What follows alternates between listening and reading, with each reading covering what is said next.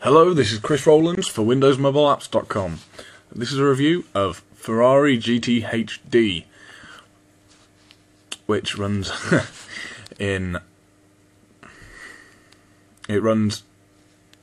landscape and is an official licensed Ferrari product. So instantly okay. This menu is, well, not... it is a bit fiddly because all the buttons are a bit small. The menu is a little bit fiddly. They could be a bit bigger, all the buttons, but it's usable.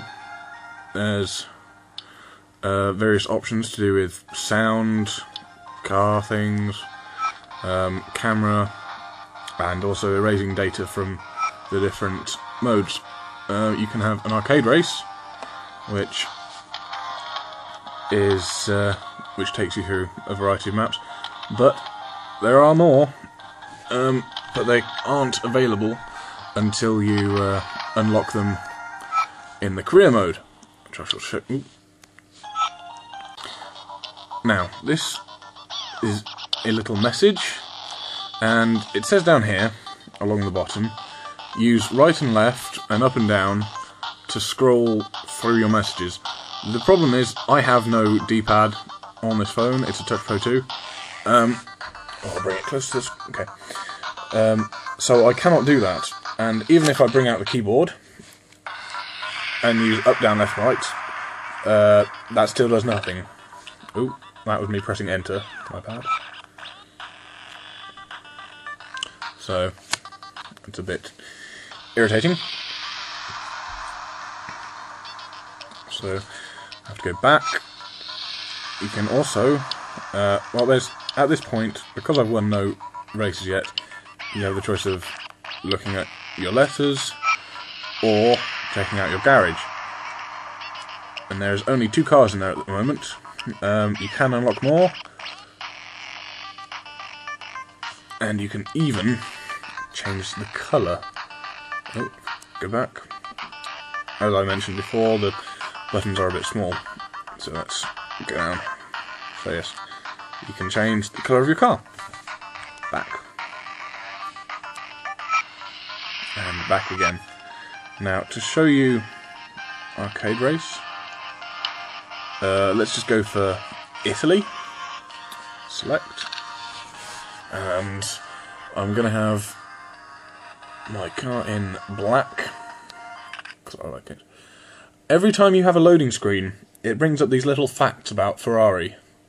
So, Ferrari's red originates with the beginning of the sport, when each country was assigned a colour, and red was assigned to Italian cars. So, green to English, blue to French, grey to German. So, I didn't know that. Tap to continue. Menu. Just going to pause it for a second. Okay, to control this, you can either use a D-pad. I would have to get the keyboard out to do that. Or you can turn left and right by pressing, where my thumbs are right now, at the sides of the screen. Press over here to go right, over here to go left. Makes sense. And it automatically accelerates, but that makes slowing down a problem because you have to go and press down in the middle at the bottom of the screen. So, let's have a go. 3, 2, 1, go! The graphics on this, crashing already. There I go. The graphics, the surrounding area, doesn't look overly impressive. In fact, it's a bit pixelated. But it's okay. You don't really notice that too much when you're concentrating on driving. The car itself looks quite nice.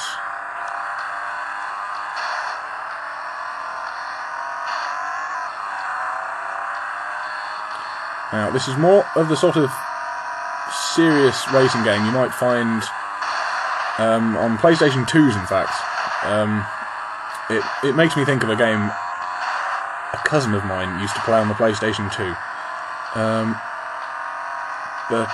Yes, you get points for drifting, and other positive things, and you get points deducted for going off-road and for crashing, and colliding with other cars.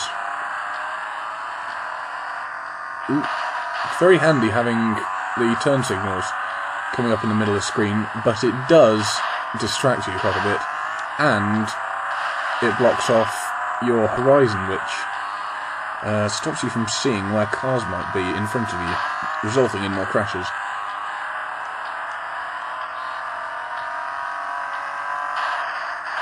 Ooh.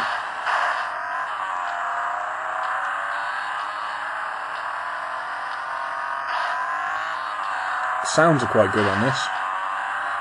Crashing isn't very realistic. You do just tend to bounce back a bit. Sometimes it doesn't slow you down at all.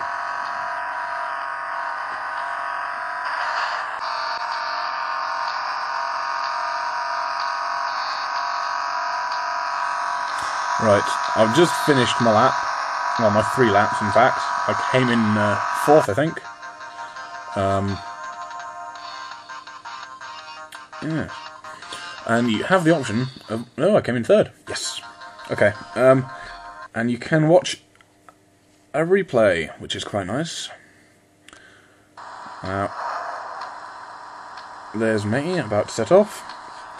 Now, down here, you can in fact change the camera view. Okay. Oh, there I go.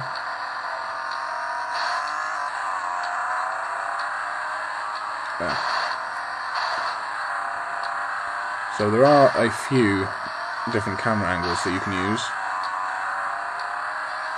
There you go. And it does have sound. Go to the main menu. Okay, my overall thoughts on this game is that it's quite good. It's a bit retro, reminding me of older racing games that you might be able to find. But it is good fun. It's a interesting game to play. The controls could be worse, and the graphics may let it down a little bit, but you don't really notice that too much when you're trying to race. It's actually quite cheap as well. It costs £3.19, and for that price, I really think that it's worth getting. So, thank you for listening. This is Chris Rowland. Goodbye.